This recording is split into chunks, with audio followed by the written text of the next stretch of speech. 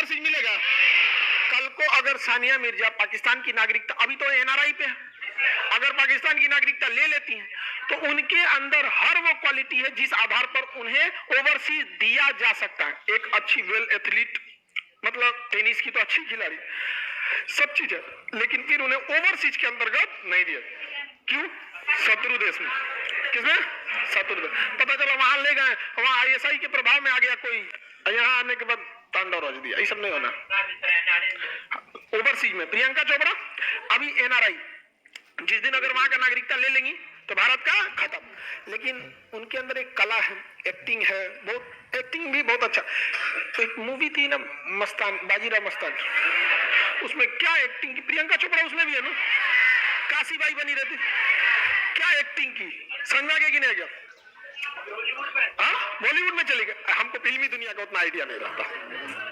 आगे बढ़, हाँ खेल कूद फिल्मी दुनिया का, इस सब का कोई आइडिया नहीं रहता। आगे बढ़ जाए। ओवरसीज समझ में आ गया? किसी को कोई दिक्कत है तो बोलिए।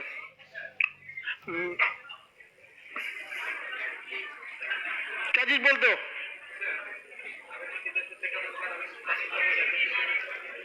अरे क्वेश्चन पूछना है तो बोलो, अब वहीं चुपचाप रह जाते हो तो इससे क्लास लेट होने लगता है। हमें लगता है आप पूछ रहे हैं, लेकिन अनुभव है कि 99.99 जो आप लोग क्वेश्चन पूछते हैं बिना मतलब का,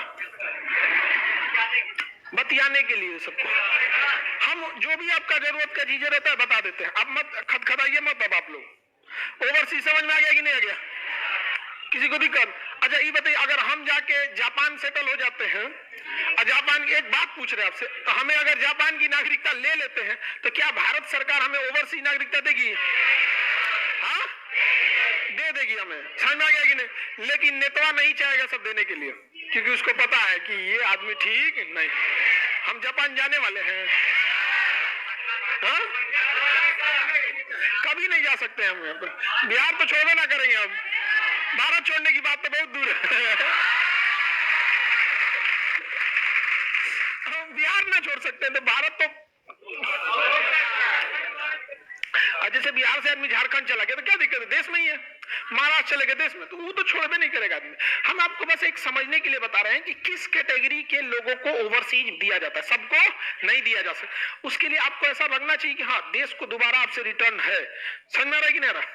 अब विदेश जाने के लिए कुछ चीजों की जरूरत होती है। पासपोर्ट, पासपोर्ट, पास मतलब पास करो, पोर्ट मतलब होता है जो ट्रांजिट एरिया होता है, या सी पोर्ट या एयरपोर्ट, जहां से आप देश छोड़ सकते हैं। जैसे आपके मोबाइल में भी पोर्ट होता है, तो इसी पासपोर्ट। आपका पासपोर्ट एक डायरी होती है जिसमें आपका जन्म तिथि ये सब लिखा रहता है। पासपोर्ट बनाना बड़ी झमेला की चीज है। सारे डॉक्यूमेंट्स में सबसे ज्यादा मुश्किल से अगर कुछ बनता है तो पासपोर्ट। इसलिए अगर कहीं डॉक्यूमेंट्स मांगेगा, आधार, पेन, हैंड पेन, तो उसमें डाउट होता है, तो आप एक बार पासपोर्ट लगा दीजिए। जैसे एक बार पासपोर्ट लगाएंगे ना, सारा टेंशन खत्म हो जाता है। क्योंकि सबसे ज्यादा टफ होता है पासपोर्ट बनाना। आपका मार्कशीट पूरी क्लियर होनी चाहिए, आपका एड्रेस पूरा मैच होना चाहिए।